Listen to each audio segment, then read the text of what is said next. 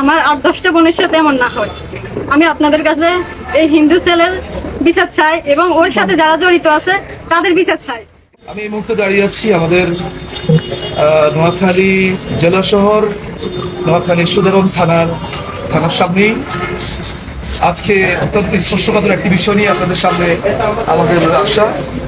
আমাদের নোয়াখালী একটি মাদ্রাসার মুসলিম পরিবারের একটি মুসলিম মেয়ে ইসকন কর্তৃক হিন্দু একটি ছেলের বিভিন্ন প্লাবনে পড়ে বিভিন্ন মিথ্যার আশ্রয় নিয়ে মুসলিম পরিচয় দিয়ে একটা মেয়েকে ফটিয়ে টটিয়ে তারা নিয়ে গিয়েছে বান্দ্রাহাট না বান্দ্রাহাট মাদ্রাসার একটা ছাত্রীকে নিয়ে 1 মাস পর প্রায় একাধিক ব্যক্তিবর্গ মিলে তাকে ধর্ষণ করে তাকে সেই জায়গা থেকে আরেক জায়গায় লুকিয়ে নিয়ে যায়।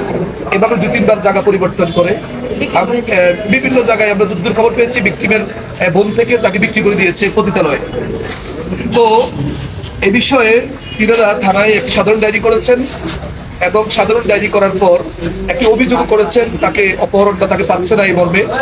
এক পর্যায়ে বিভিন্নভাবে খোঁজ খবর পেয়ে ভিকটিম কোনো না কোনোভাবে খবর পৌঁছাতে সক্ষম হয় পরিবারবর্গের কাছে। পরবর্তী তিনার মা এনাকে ঢাকা থেকে যাত্রাবাড়ি ঢাকা থেকে তাকে উদ্ধার করে এবং সেই ইসকনের ছেলে হিন্দু যারা যে ভিকটিম যে ঘটনাটি ঘটিয়েছে সে এখনো পলাতক আছে। থানা এ পর্যন্ত কোনো মামলা নেয় নাই। আজকে আমরা এসেছি, ওসি সাহেব মামলা নিয়েছেন।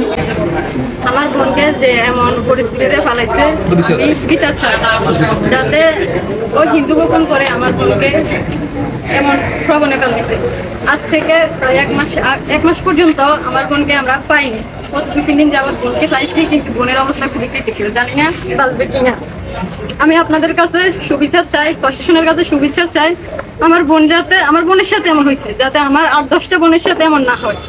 আমি আপনাদের কাছে এই হিন্দু ছেলের বিচার চাই এবং ওর সাথে যারা জড়িত আছে তাদের বিচার চাই। আপনি বলেন।